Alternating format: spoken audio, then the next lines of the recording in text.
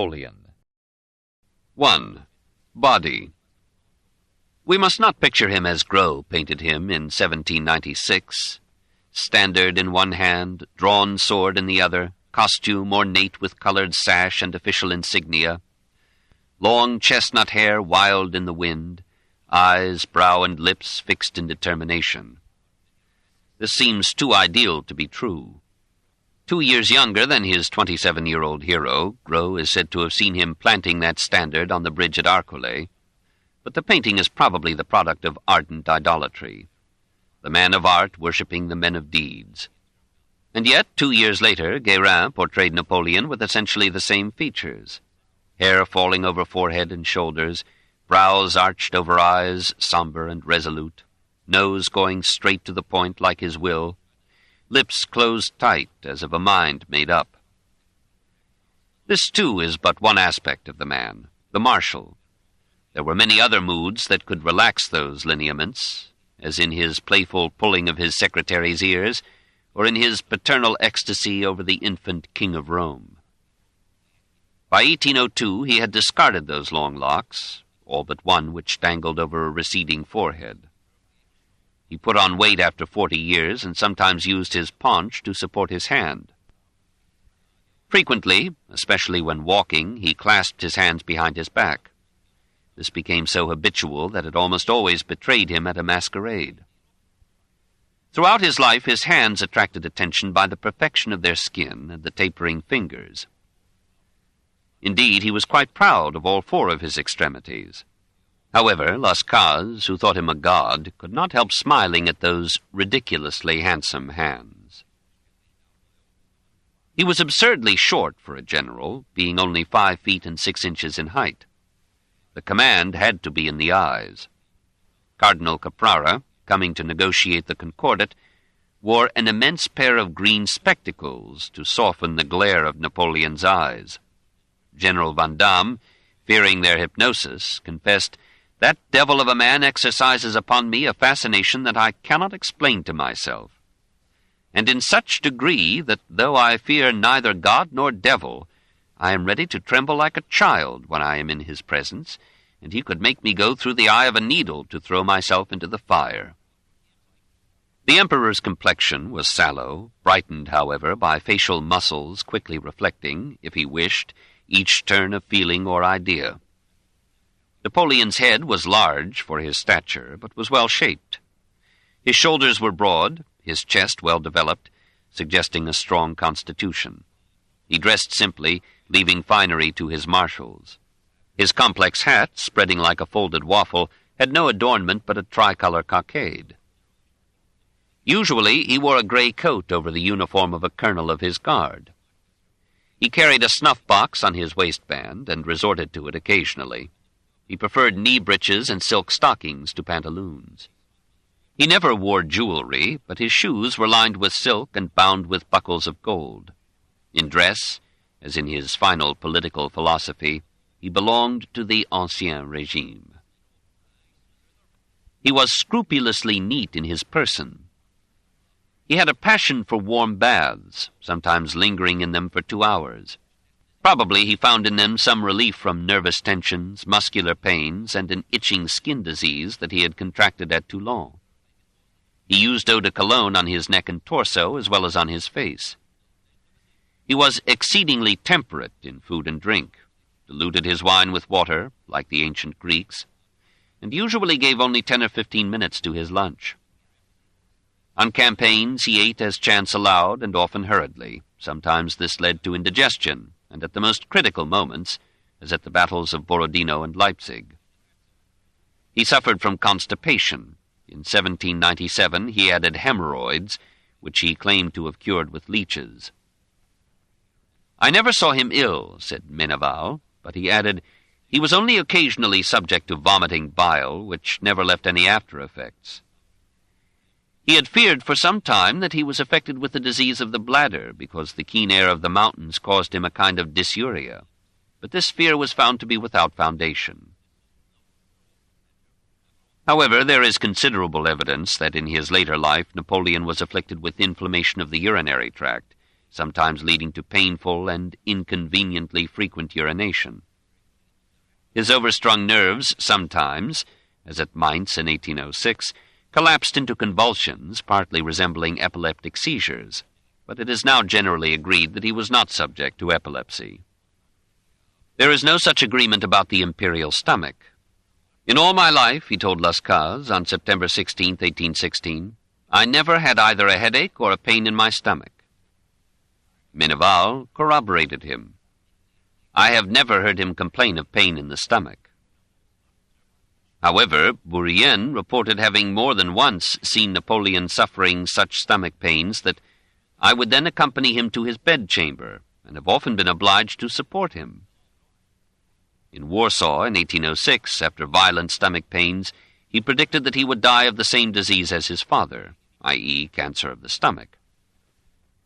The doctors who performed an autopsy on him in 1821 agreed that he had a diseased, apparently a cancerous, stomach. Some students would add gonorrhea and syphilis to his woes and suggest that some byproducts remained with him to the end. He refused to treat his ailments with medicine. As a general accustomed to wounded soldiers, he admitted the need of surgery, but as for drugs, he distrusted their side effects and preferred, when ill, to fast, drink barley water, lemonade, or water containing orange leaves, to take vigorous exercise to promote perspiration, and let the body heal itself. Up to 1816, Lascaux reported, the emperor did not recollect having ever taken medicine. But the imperial memory was then susceptible to wishful forgetting. Doctor, he explained to the physician of the SS Northumberland on the way to St. Helena, our body is a machine for the purpose of life. It is organized to that end. That is its nature. Leave the life there at its ease. Let it take care of itself. It will do better than if you paralyze it by loading it with medicines. He never tired of teasing his favorite physician, Corvisart, about the uselessness of medicine. Finally, he led him to agree that, all in all, drugs had done more harm than good. He amused his final physician, Francesco Antomarchi, by asking him which of the two groups, the generals or the doctors, would, at the last judgment, be found responsible for the greater number of deaths. Despite his ailments, he had in him a fund of energy that never failed till Moscow burned. An appointment to service under him was no bureaucratic sinecure, but almost a sentence to slow death. Many a proud official crept away exhausted after 5 or 6 years of keeping the emperor's pace. One of his appointees complimented himself on not being stationed in Paris. There, I should die of application before the end of the month. He has already killed Portalis, Crétet, and almost Treillard, who was tough. He could no longer urinate, nor the others either. Napoleon admitted the high mortality among his aides. The lucky man, he said, is he who hides away from me in the depths of some province. When he asked Louis-Philippe de Ségur what people would say of him after his death, and Ségur replied that they would express universal regret, Napoleon corrected him. Not at all. They will say, oof, in profound and universal relief.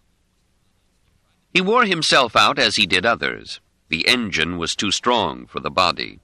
He crowded a century of events into 20 years because he compressed a week into a day. He came to his desk about 7 a.m. and expected his secretary to be available at any hour.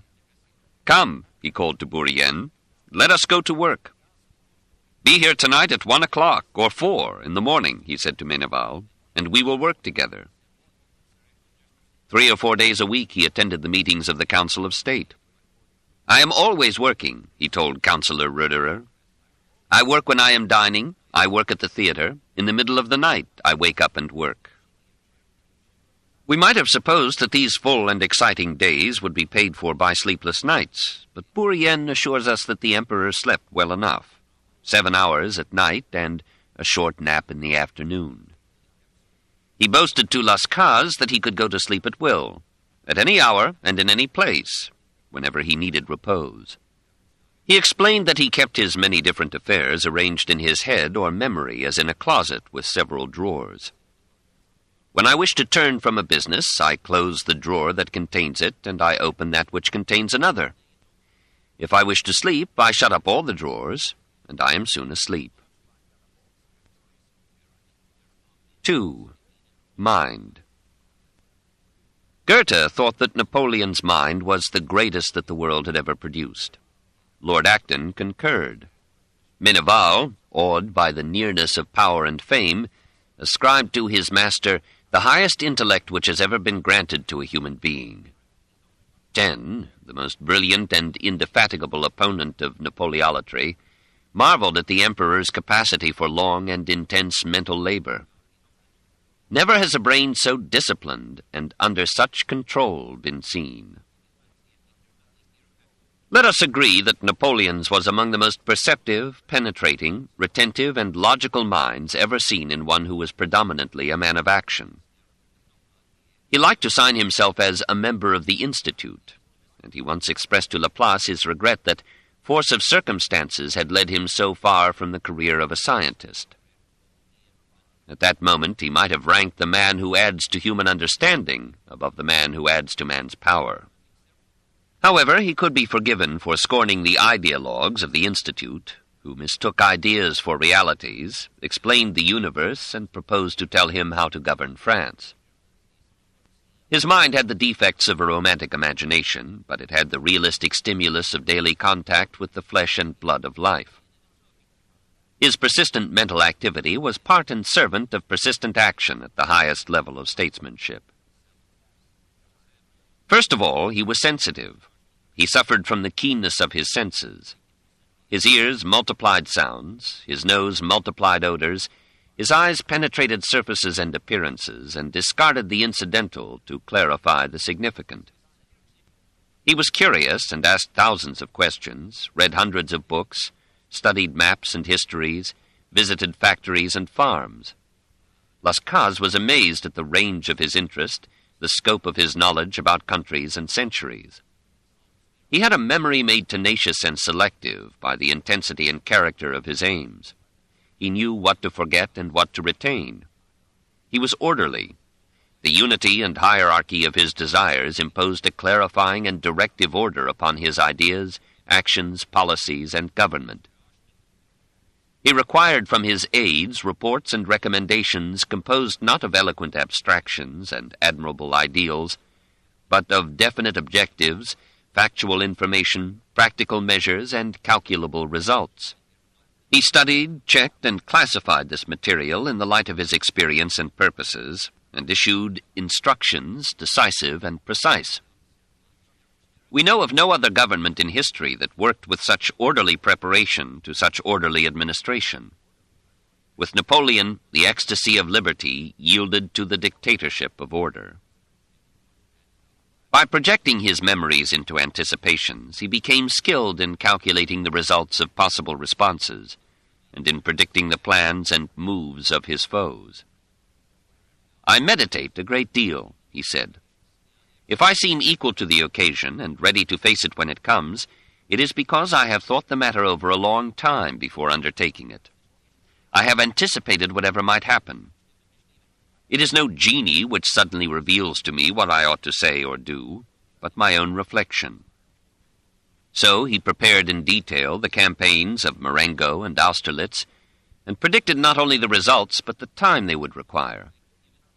At the summit of his development in 1807, he was able to keep his wishes from obscuring his vision. He tried to anticipate difficulties, hazards, surprises, and planned to meet them. "When I plan a battle, no man is more pusillanimous than I am. I magnify to myself all the evils possible under the circumstances." His first rule in case of unforeseen emergencies was to attend to them immediately, at whatever time of the day or night. He left permanent instructions with Bourrienne. "Do not wake me when you have good news to communicate.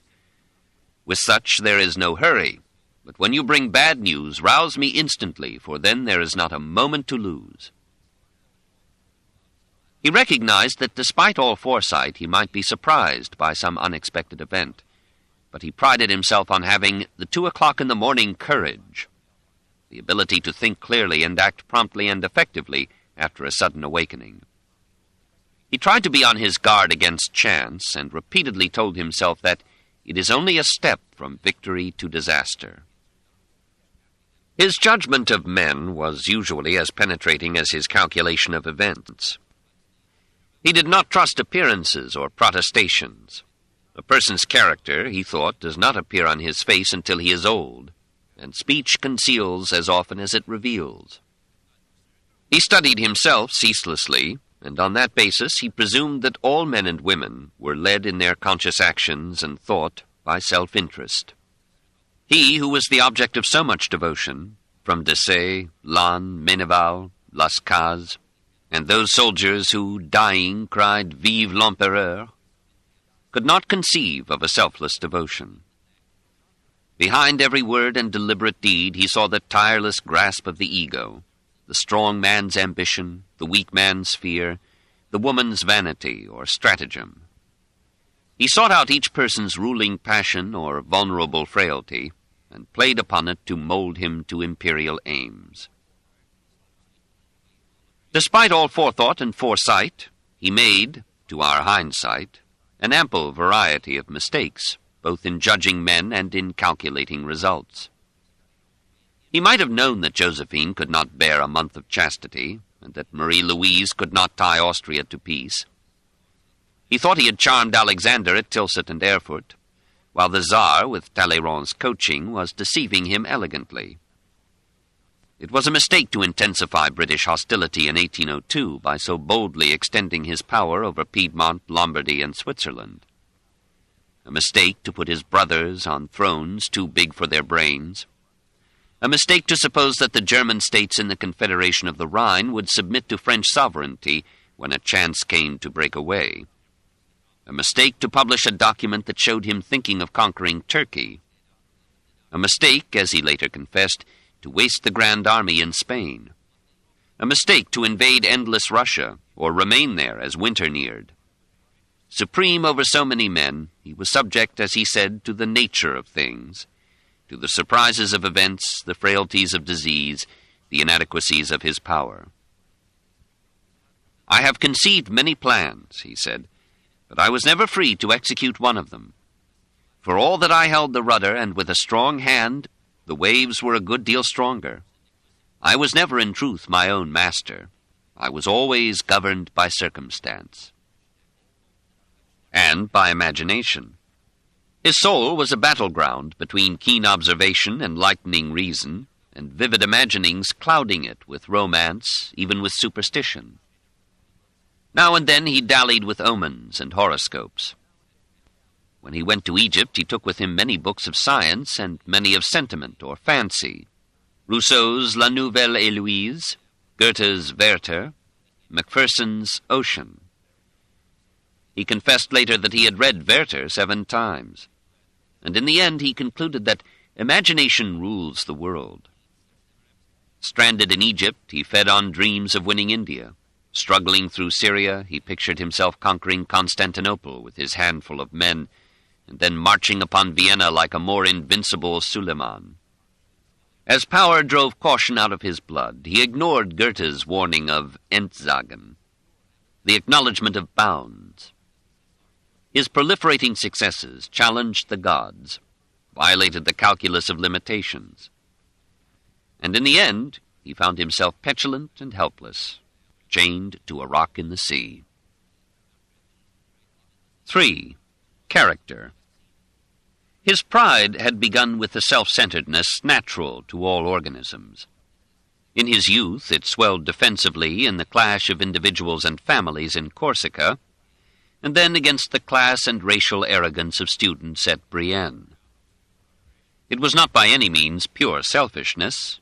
It allowed devotion and generosity to his mother, to Josephine and her children, love for the King of Rome, and an impatient affection for his brothers and sisters, who also had selves to pamper and preserve. But as his successes widened, his power and responsibilities, his pride and self-absorption grew. He tended to take nearly all the credit for his army's victories, but he praised, loved, and mourned Desaix and Lannes. Finally, he identified his country with himself, and his ego swelled with her frontiers. His pride, or the consciousness of ability, sometimes descended to vanity, or the display of accomplishments. "Well, Bourrienne, you too will be immortal." "Why, General? Are you not my secretary?" "Tell me the name of Alexander's." That is not bad, Bourrienne." He wrote to Viceroy Eugene on April 14, 1806, "My Italian people must know me well enough not to forget that there is more in my little finger than in all their brains put together." The letter N, blazoned in 1,000 places, was occasionally graced with a J for Josephine. The emperor felt that showmanship was a necessary prop of rule. "Power is my mistress," he declared to Roederer in 1804, when Joseph was angling to be declared heir. "I have worked too hard at her conquest to allow anyone to take her away from me, or even to covet her. 2 weeks ago I would not have dreamed of treating him unjustly. Now I am unforgiving. I shall smile at him with my lips, but he has slept with my mistress." Here he did himself injustice. He was a jealous lover, but he was a forgiving man. "I love power as a musician loves his violin." So his ambition leaped from bound to bound. He dreamt of rivaling Charlemagne and uniting Western Europe, forcibly including the Papal States, then of following Constantine from France through Milan to the capture of Constantinople, building classic arches to commemorate his victories.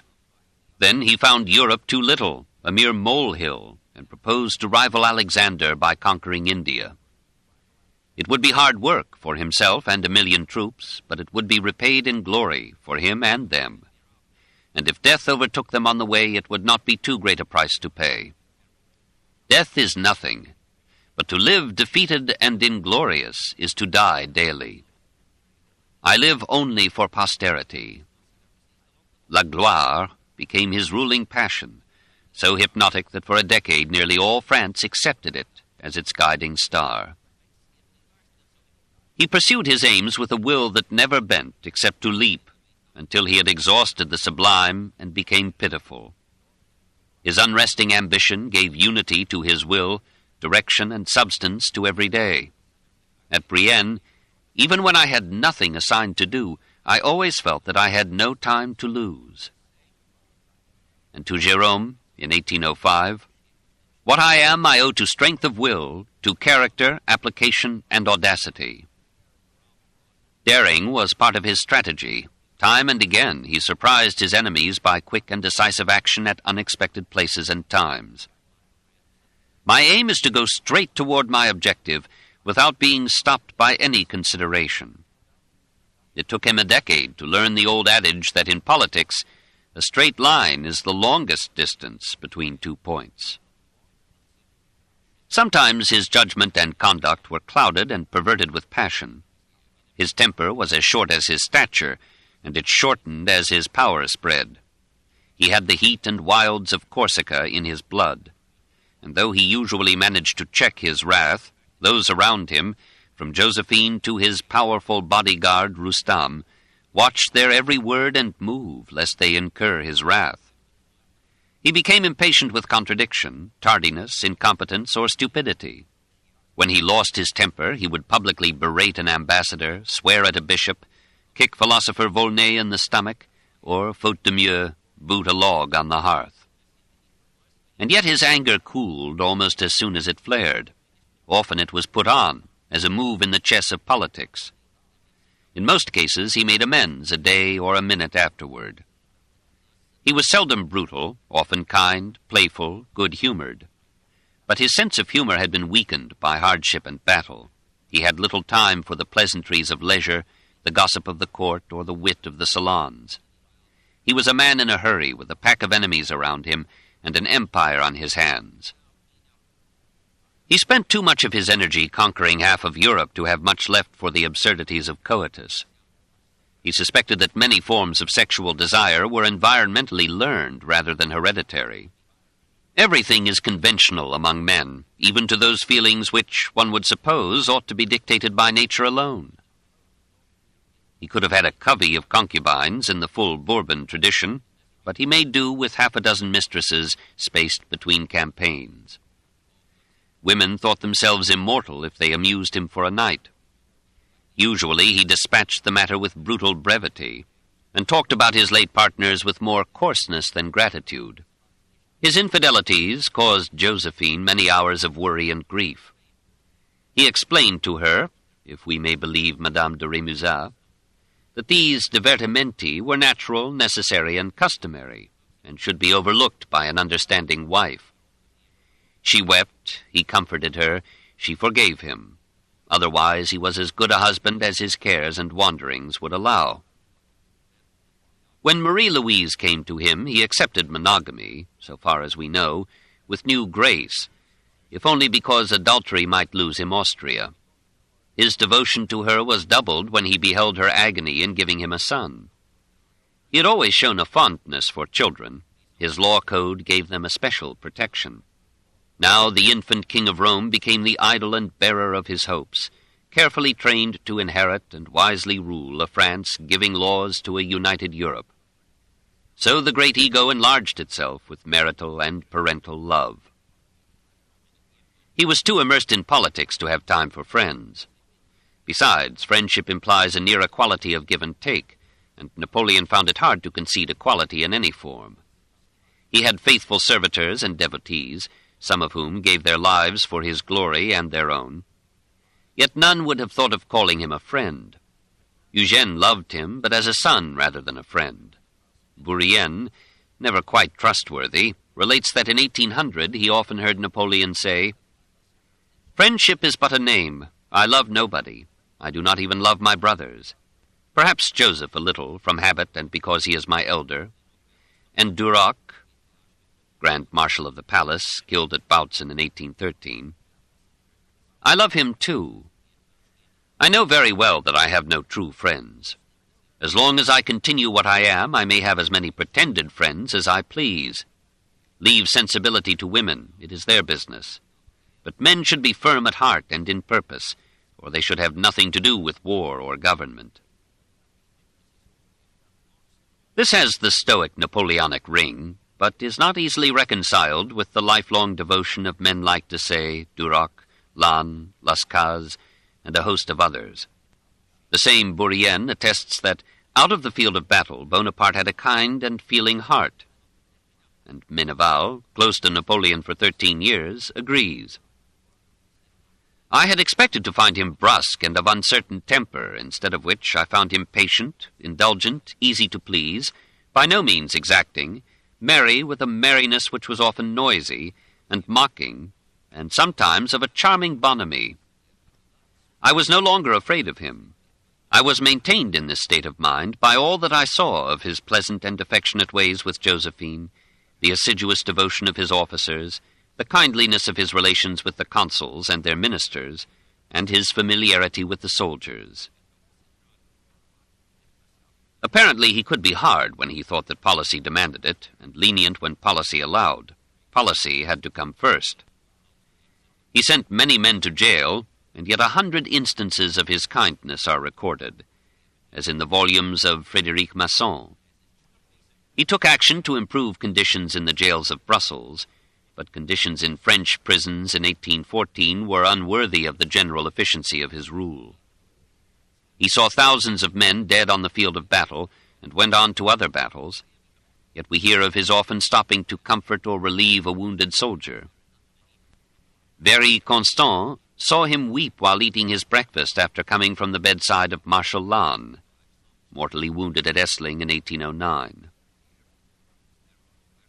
There is no question about his generosity, nor about his readiness to forgive. He repeatedly, and once too often, forgave Bernadotte and Bourrienne. When Carnot and Chénier, after years of opposition to Napoleon, appealed to him to relieve their poverty, he sent help immediately. At St. Helena, he contrived excuses for those who had deserted him in 1813 or 1815. Only the British won his lasting resentment of their lasting enmity. He saw nothing but mercenary hardness in Pitt, was rather unfair to Sir Hudson Lowe, and found it impossible to appreciate Wellington. There was a considerable justice in his self-estimate. I consider myself a good man at heart. No man, we are told, is a hero to his valet, but Very Constant, Napoleon's valet through 14 years, recorded his memories in numerous volumes, breathless with adoration. Persons brought up to the elegant manners of the old regime could not bear the blunt directness of Napoleon's style of movement and address. He amused such people by the awkward consciousness of his carriage and the occasional coarseness of his speech. He did not know how to put others at their ease, and did not seem to care. He was too eager for the substance to fret about the form.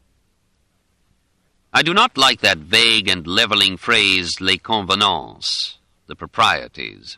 It is a device of fools to raise themselves to the level of people of intellect. Good taste is another of those classical expressions which mean nothing to me. What is called style, good or bad, does not affect me. I care only for the force of the thought. Secretly, however, he admired the easy grace and quiet considerateness of the gentleman. He longed to win approval from the aristocrats who made fun of him in the salons of Faubourg Saint-Germain. In his own way, he could be fascinating when he chose to be. His low opinion of women may have been due to his hurried carelessness of their sensitivity. So he remarked to Madame Charpentier, "How ill you look in that red dress." And he turned Madame de Staël to enmity by ranking women according to their fertility. Some women rebuked his rudeness with feminine subtlety. When he exclaimed to Madame de Chevreuse, "Dear me, how red your hair is," she answered, "Perhaps it is, sire, but this is the first time a man has ever told me so." When he told a famous beauty, "Madam, I do not like it when women mix in politics," she retorted, "You are right, General, but in a country where they have their heads cut off, it is natural that they should want to know why." Nevertheless, Meneval, who saw him almost daily, noted that winning charm which was so irresistible in Napoleon. He liked to talk, sometimes garrulously, almost always usefully and to the point. He invited scientists, artists, actors, writers to his table, and surprised them by his affability, his knowledge of their field, and the aptness of his remarks. Isabey, the miniaturist, Monge, the mathematician, Fontaine, the architect, and Talma, the actor, left reminiscences of these meetings, all testifying to the grace, amiability, and gaiety of Napoleon's conversation. He much preferred talking to writing. His ideas advanced faster than his speeches. When he tried to write them down, he wrote so rapidly that no one, not he himself, could then decipher his scrawl. So he dictated, and as 41,000 of his letters have been published, and doubtless other thousands were written, we can begin to understand how the honor of being his secretary was a sentence to hard labor. Bourrienne, who took the post in 1797, had the good fortune to be dismissed in 1802, and so survived till 1834. He was expected to join Napoleon at 7 a.m., work all day, and be on call at night. He could speak and write several languages, knew international law, and, with his own method of shorthand, could usually write as fast as Napoleon dictated. Meneval, who succeeded Bourrienne in 1802, labored still harder, for "I did not know any kind of shorthand." Napoleon was fond of him, often jested with him, but wore him out almost daily, after which he would tell him to go and take a bath. At St. Helena, the emperor recalled, "I nearly killed poor Meneval. I was obliged to relieve him for a while from the duties of his situation, and place him, for the recovery of his health, near the person of Marie-Louise, where his post was a mere sinecure." In 1806, Napoleon authorized him to engage an assistant, François Fin, who served to the end, and on all campaigns. Even so, Meneval was quite worn out when he escaped from his fond despot in 1813. It is one of those love affairs that thrive on inequality recognized and not abused. 4. The General. His body and mind, character and career were in part molded by his military education at Brienne.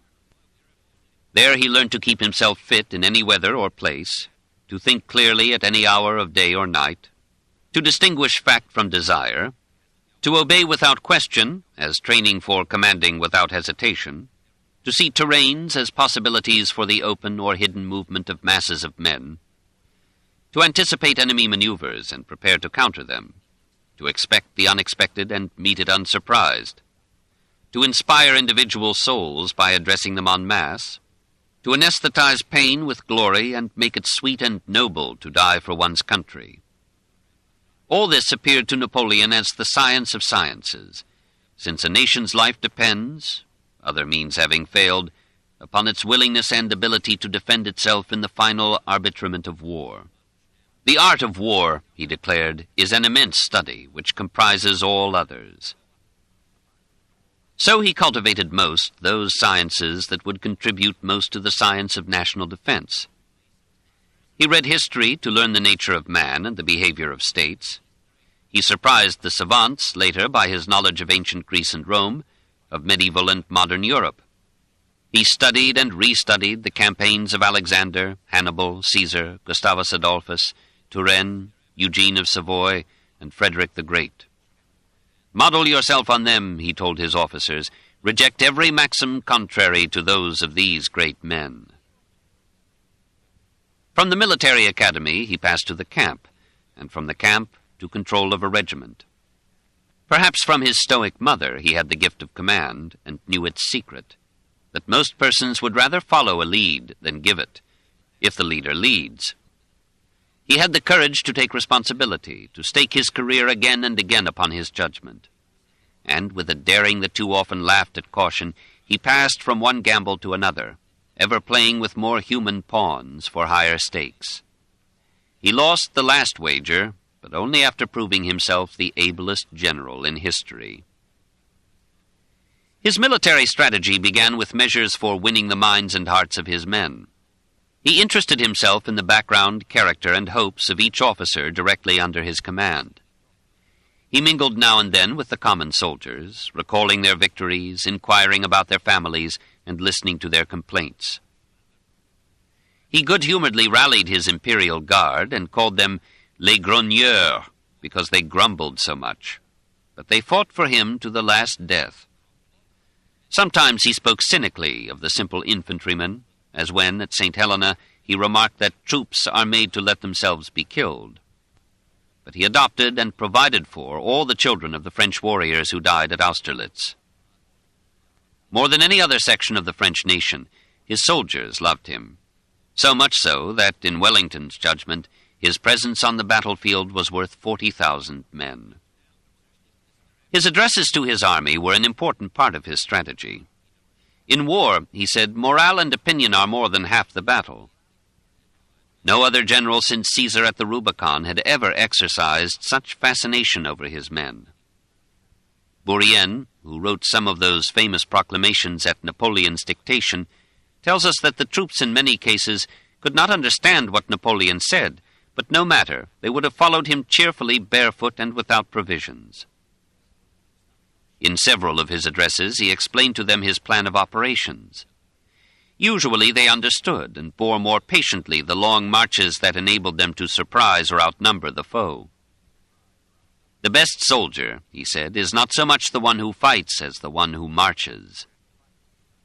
In a proclamation of 1799, he told his auditors, "The chief virtues of a soldier are constancy and discipline. Valor comes only in the second place." He often showed mercy, but he did not hesitate to be severe when discipline was endangered. After his first victories in Italy, when he deliberately allowed his troops some pillage to make up for the Directories skimping on their food, clothing, and pay, he forbade such conduct, and enforced the order so rigorously that it was soon obeyed. Vienna, Berlin, Madrid, and other cities, says Meneval, witnessed the condemnation and execution of soldiers belonging as well to the Imperial Guard as to other army corps, when these soldiers had been found guilty of pillage. Napoleon expressed part of his strategy in a mathematical formula. The strength of an army, like the amount of momentum in mechanics, is estimated by the mass times the velocity. A swift march enhances the morale of an army and increases its power for victory. There is no authority for ascribing to him the aphorism that an army travels on its stomach, that is, on its food supply. His view was rather that it wins with its feet. His motto was activité, activité, vitesse, action and speed. Consequently, he placed no reliance on fortresses as defenses. He would have laughed at the Maginot Line of 1939. It is axiomatic, he had said, far back in 1793, that the side which remains behind its fortified line is always defeated. And he repeated this in 1816. To watch for the time when the enemy divides or elongates his army, to use mountains and rivers to screen and protect the movement of his troops, to seize strategical elevations from which artillery could rake the field, to choose a battleground that would allow the maneuvers of infantry, artillery, and cavalry, to concentrate one's forces, usually by swift marches, so as to confront with superior numbers a segment of the enemy too far from the center to be reinforced in time. These were the elements of Napoleonic strategy. The final test of the general is in tactics, the disposition and maneuvering of his forces for and during battle. Napoleon took his stand where he could survey as much of the action as his safety would allow. And since the plan of operations and its quick adjustment to the turn of events depended upon his continued and concentrated attention, his safety was a prime consideration, even more in the judgment of his troops than in his actual practice. If he thought it necessary, as at Arcole, he did not hesitate to expose himself, and more than once we read of men being killed at his side in his place of observation. From such a point, through a staff of mounted orderlies, he dispatched instructions to the commanding officers in the infantry, the artillery, and the cavalry. And those messengers hurried back to keep him informed of the turn of events in every segment of the action. In battle, he believed, soldiers acquired their value chiefly through their position and maneuverability. Here, too, the aim was concentration, of massed men and heavy fire upon a particular point, preferably a flank of the enemy, in the hope of throwing that part into a disorder that would spread. In all battles, a moment comes when the bravest troops, after having made the greatest efforts, feel inclined to run. Two armies are two bodies that meet and endeavor to frighten each other. A moment of panic occurs, and that moment must be turned to advantage. When a man has been present in many actions, he distinguishes that moment without difficulty. Napoleon was especially quick to take advantage of such a deployment, or if his own men wavered, to send reinforcements, or change his line of operation in the course of a battle. This saved the day for him at Marengo. Retreat was not in his vocabulary before 1812. It was natural that one who had developed such skill in generalship should come to find a macabre thrill in war. We have heard him lauding civilians as above soldiers.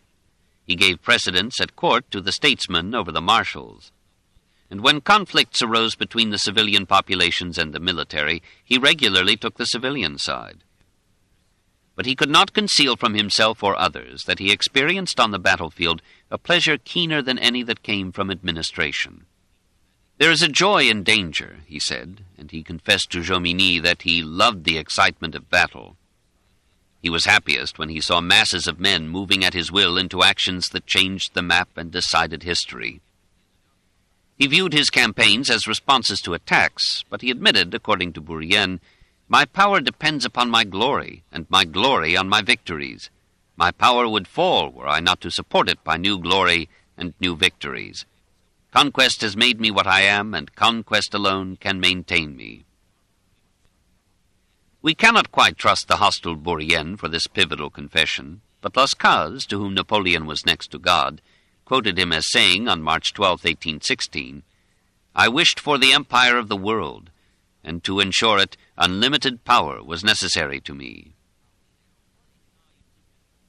Was he, as his enemies put it, a butcher? We are told that he recruited a total of 2,613,000 Frenchmen for his armies, and of these about 1 million died in his service. Was he disturbed by the slaughter? He mentioned it in his appeals to the powers for peace, and we are told that the sight of the corpses at Eylau moved him to tears. Yet when it was all over and he looked at the matter in retrospect, he told Lascaz, I had commanded in battles that were to decide the fate of a whole army, and I had felt no emotion. I had watched the execution of maneuvers that were bound to cost the lives of many among us, and my eyes had remained dry. Presumably, a general must comfort himself with the thought that the premature deaths of those uprooted youths were insignificant displacements in space and time. Would they not have come to an end anyway, obscurely, less gloriously, without the anesthesia of battle and the amends of fame? Even so, he felt, as many scholars, Ranke, Sorel, Van Daal, felt, that he had been more sinned against than sinning, that he had fought and killed in self-defense, that the Allies had vowed to depose him as the son of the Revolution and the usurper of a Bourbon throne. Had he not repeatedly proposed peace and been repulsed? I only conquered in my own defense. Europe never ceased to war against France, against her principles, and against myself. The coalition never ceased to exist, either secretly or openly. He had taken, at his coronation, an oath to preserve the natural boundaries of France. What would France have said if he had surrendered them? The vulgar have never ceased blaming all my wars on my ambition, but were they of my own choosing? Were they not always determined by the ineluctable nature of things, by the struggle between the past and the future?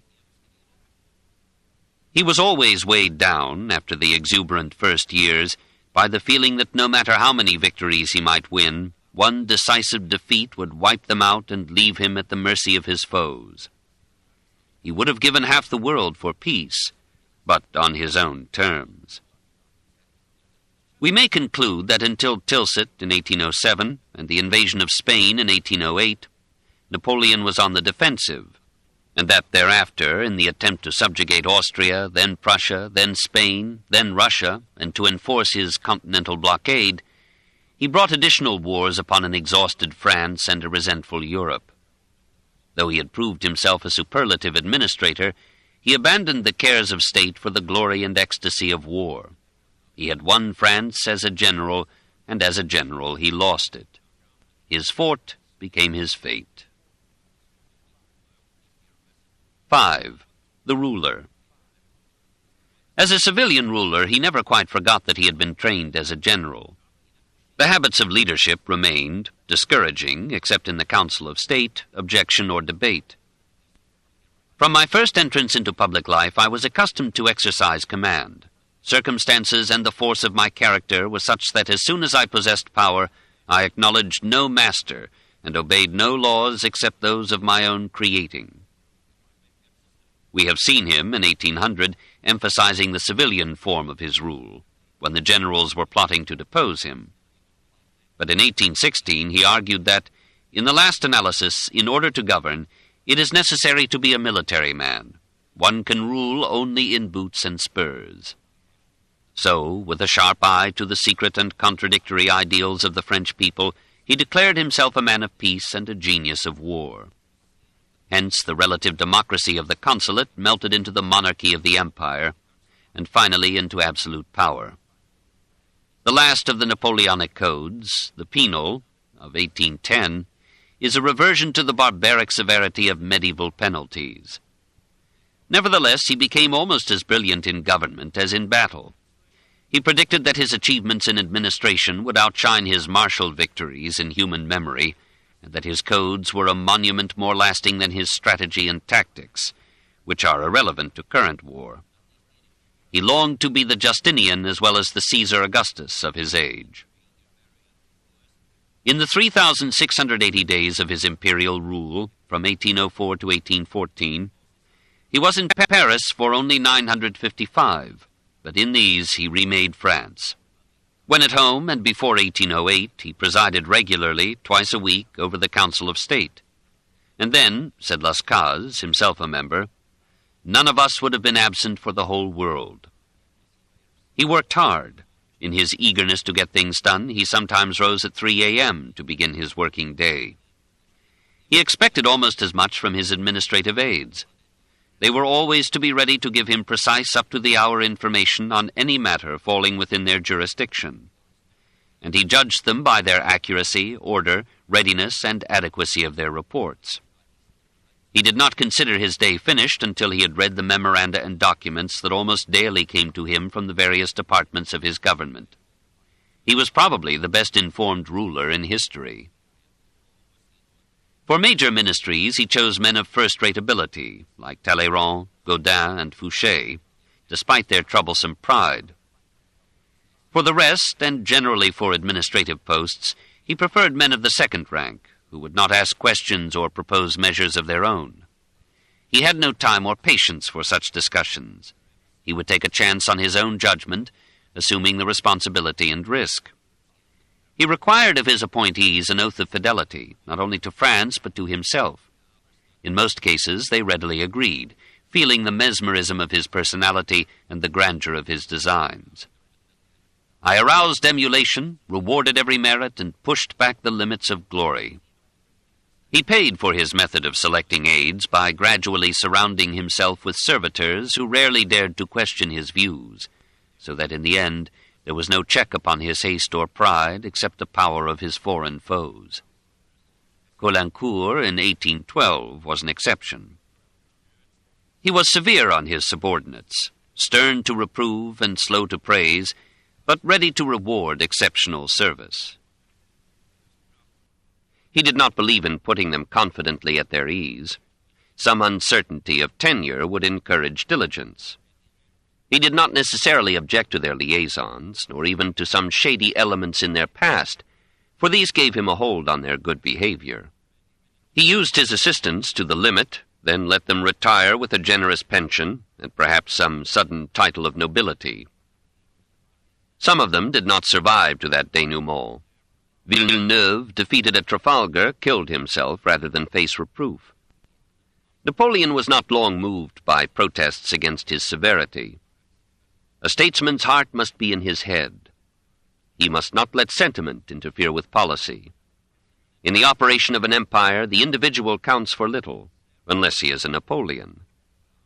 Perhaps he exaggerated his insensitivity to personal charms when he said, "I like only those people who are useful to me, and only so long as they are useful." He continued to love Josephine long after she had become a hindrance to his plans.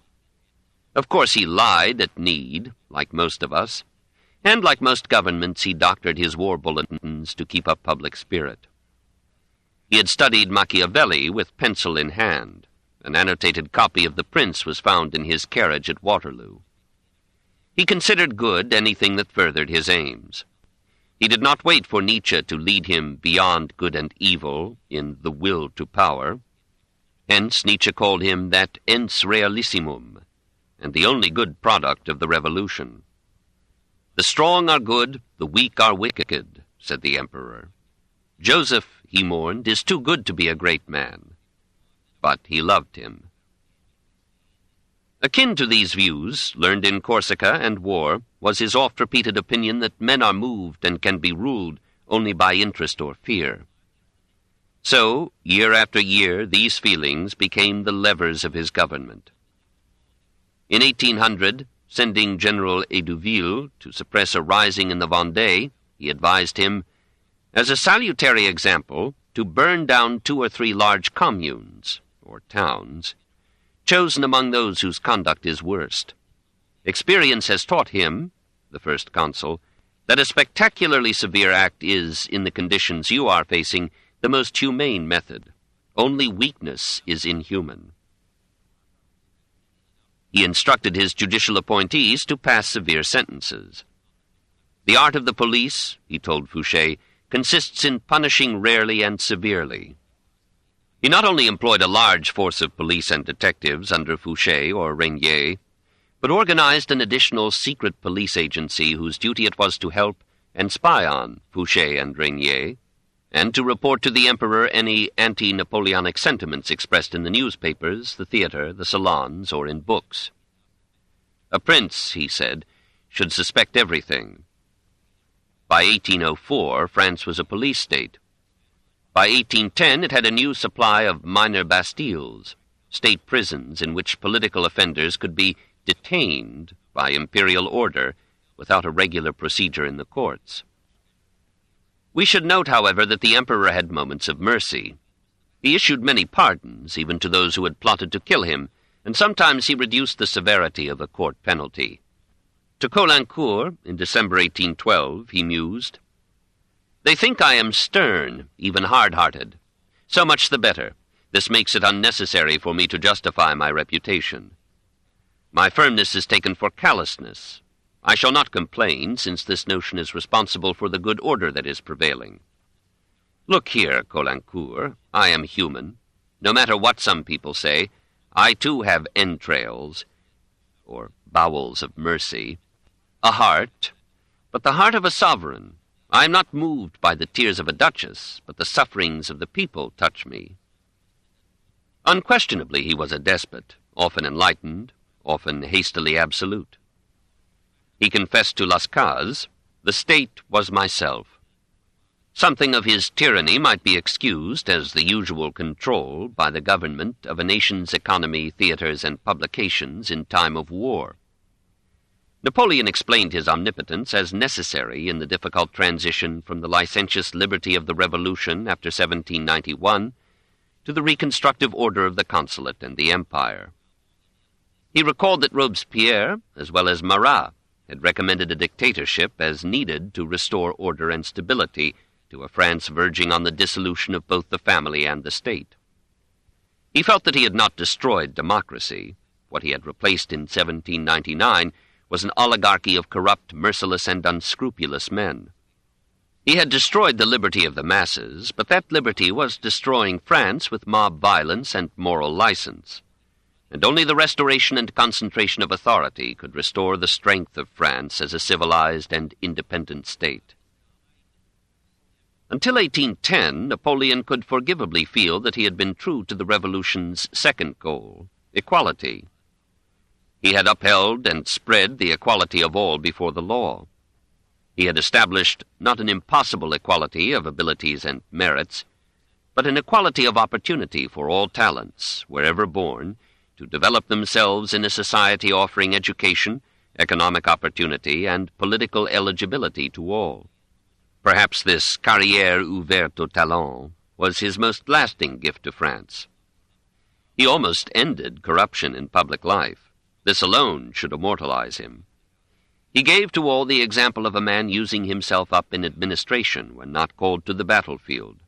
He remade France. Why did he fail? Because his grasp exceeded his reach, his imagination dominated his ambition, and his ambition domineered over his body, mind, and character. He should have known that the powers would never be content to have France rule half of Europe. He succeeded measurably in leading Rhineland Germany out of feudalism into the 19th century, but it was beyond him or any man at that time to bring into a lasting federation an area long since partitioned into states, each with its jealous traditions, dialect, manners, creed, and government. Just to name those diverse realms, from the Rhine to the Vistula, from Brussels to Naples, is to feel the problem. Kingdoms or principalities like Holland, Hanover, Westphalia, the Hanseatic cities, Baden, Bavaria, Württemberg, Illyria, Venice, Lombardy, the Papal States, the two Sicilies. Where could he find men strong enough to rule these areas, to tax them, finally to take their sons to war against nations more akin to them than the French? How could he forge a unity between those 44 additional departments and the 86 of France, or between those proud and sturdy 16 million added people and these proud and volatile 26 million Frenchmen? Perhaps it was magnificent to try, but it was certain to fail. In the end, imagination toppled reason. The polyglot colossus, standing on one unsteady head, tumbled back into difference, and the rooted force of national character defeated the great dictator's will to power. 6. The philosopher. And yet, when imagination folded its wings, he could reason with the ablest of the savants in the French and Egyptian institutes. Though he contrived no formal system of thought in which to imprison a universe that seemed to escape every formula, his realistic mind made short work of ideologues, who mistook ideas for facts and built airy castles without foundations in biology and history. After trying Laplace and other scientists in administrative posts, he concluded, "You can't do anything with a philosopher." However, he encouraged the sciences and recommended history. "My son should study much history and meditate upon it," he said at St. Helena, "for it is the only true philosophy." Religion was one of the fields in which the ideologues had floated on the film of notions instead of grounding themselves in history. Only a logician, Napoleon felt, would bother long with the question, does God exist? The real philosopher, schooled in history, would ask, why has religion, so often refuted and ridiculed, always survived and played so notable a role in every civilization? Why did the skeptic Voltaire say that if God did not exist, it would be necessary to invent him? Napoleon himself lost his religious faith at the early age of 13. Sometimes he wished he had kept it. "I imagine it must give great and true happiness." Everyone knows the story how, on the trip to Egypt, hearing some scientists discourse irreverently, he challenged them, pointing to the stars.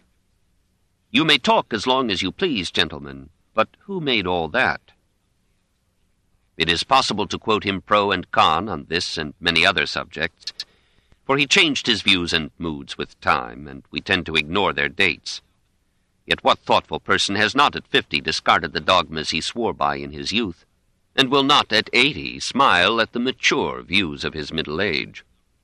Generally, Napoleon retained belief in an intelligence behind or in the physical world, but he disclaimed any knowledge of its character or purpose.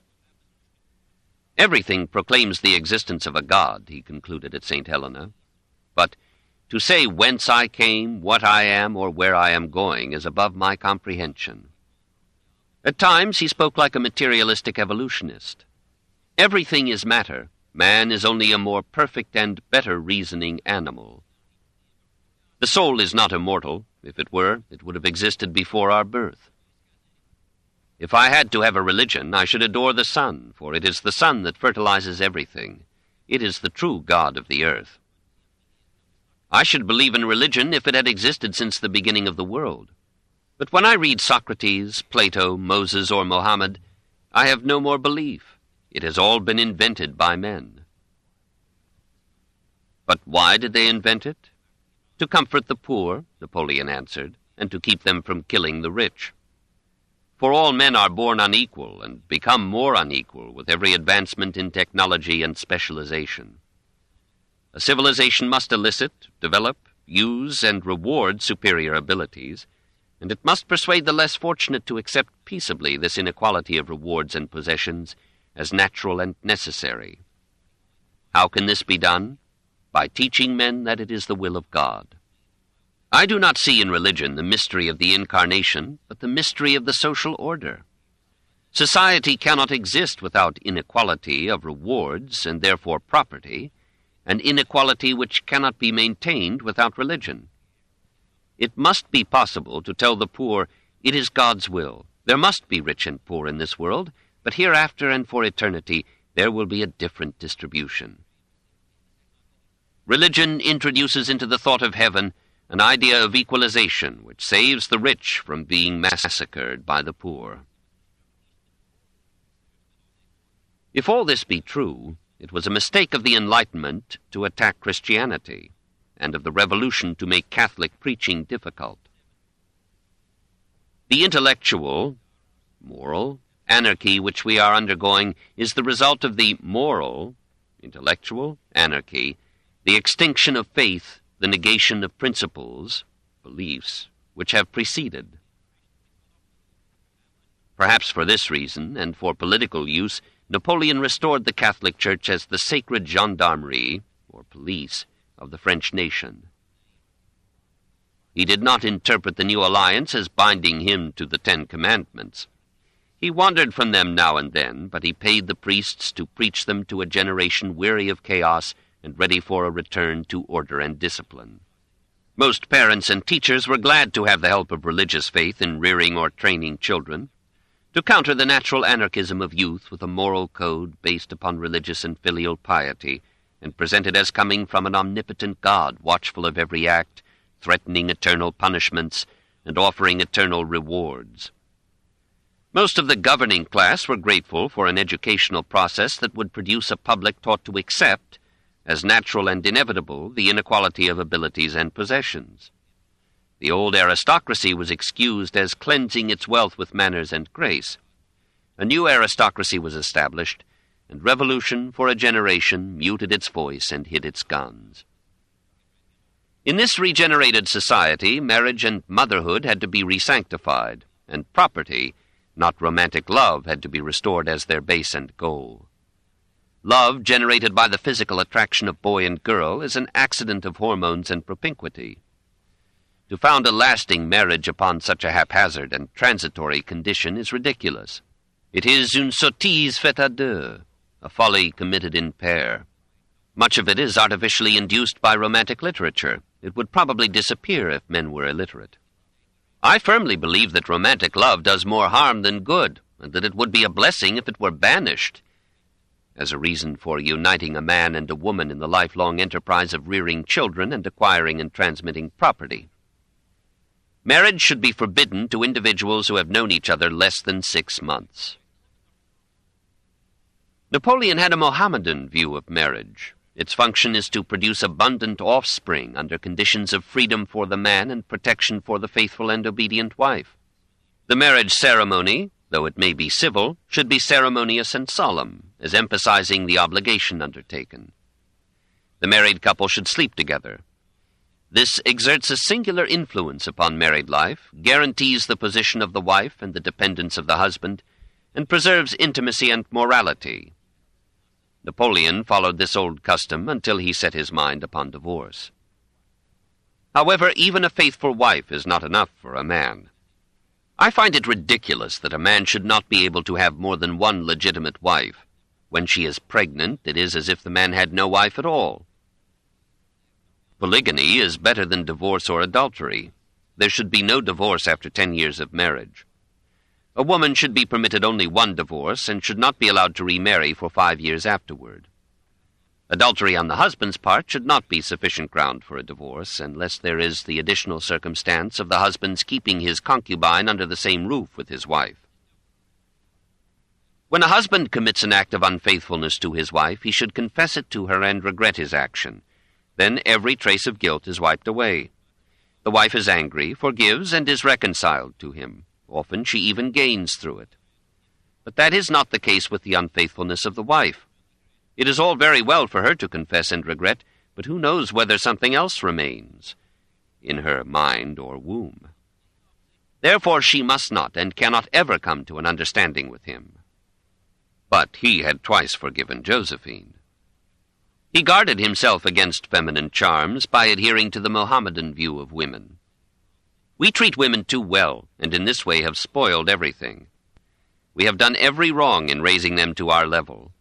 Truly, the Oriental nations have more mind and sense than we in declaring the wife to be the actual property of the husband. In fact, nature has made woman our slave. Woman is given to man that she may bear him children.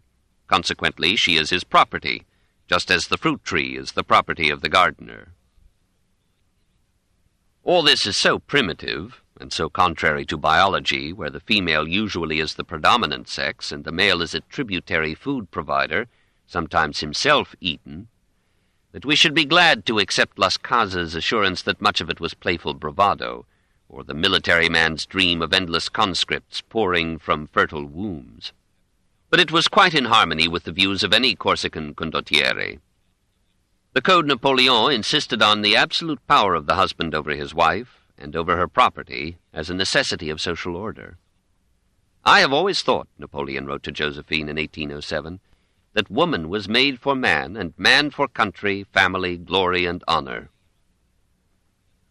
On the day after the mutual massacre known as the Battle of Friedland, June 14, 1807, Napoleon drew up a program for a school to be built at Écouen for girls who have lost their mothers and whose people are too poor to bring them up properly. What are the girls at Écouen to be taught? You must begin with religion in all its strictness. What we ask of education is not that girls should think, but that they should believe. The weakness of women's brains, the instability of their ideas, their need for perpetual resignation, all this can be met only by religion. I want the place to produce not women of charm, but women of virtue. They must be attractive because they have high principles and warm hearts, not because they are witty or amusing. In addition, the girls must be taught writing, arithmetic, and elementary French, a little history and geography, not Latin. They must learn to do all kinds of women's work. With the single exception of the headmaster, all men must be excluded from the school. Even the gardening must be done by women. Napoleon's political philosophy was equally uncompromising. Since all men are born unequal, it is inevitable that the majority of brains will be in a minority of men, who will rule the majority with guns or words. Hence, utopias of equality are the consolatory myths of the weak. Anarchist cries for freedom from laws and government are the delusions of immature and autocratic minds. And democracy is a game used by the strong to conceal their oligarchic rule. Actually, France had to choose between an hereditary nobility and rule by the business class. So, among nations and in revolutions, aristocracy always exists. If you attempt to get rid of it by destroying the nobility, it immediately reestablishes itself among the rich and powerful families of the Third Estate. Destroy it there, and it survives and takes refuge among the leaders of workmen and of the people. Democracy, if reasonable, would limit itself to giving everyone an equal opportunity to compete and obtain. Napoleon claimed to have done this by making la carrière ouverte aux talents in all fields, but he allowed many deviations from this rule.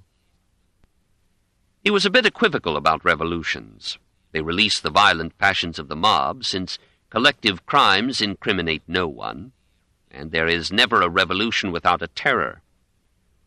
Revolutions are the true cause of regeneration in public customs, but in general, he concluded in 1816, a revolution is one of the greatest evils by which mankind can be visited.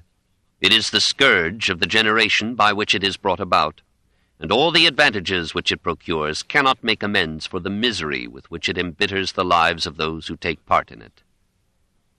He preferred monarchy to all other forms of government, even to defending hereditary kingship, i.e. his own, against doubts expressed by Tsar Alexander.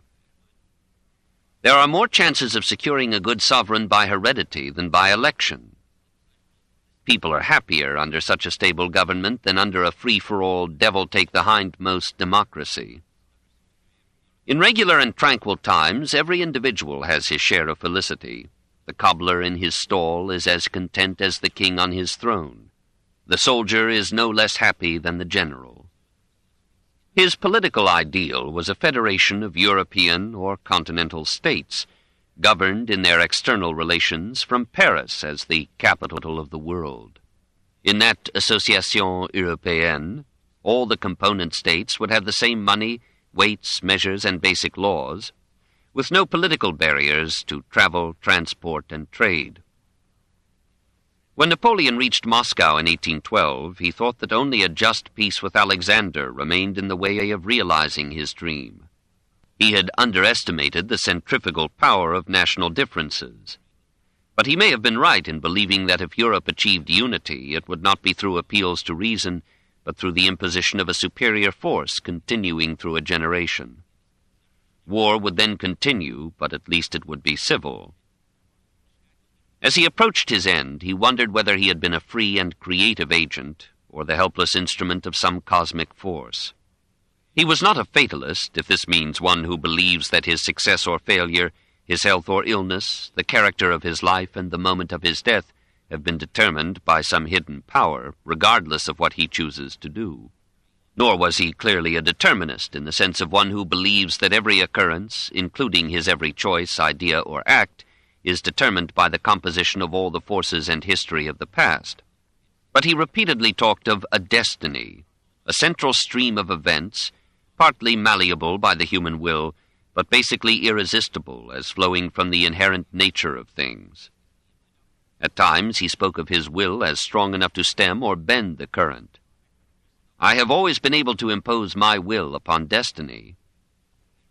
Too uncertain to be consistent, he also said, I depend upon events. I have no will. I await all things from their issue, as they issue from their source.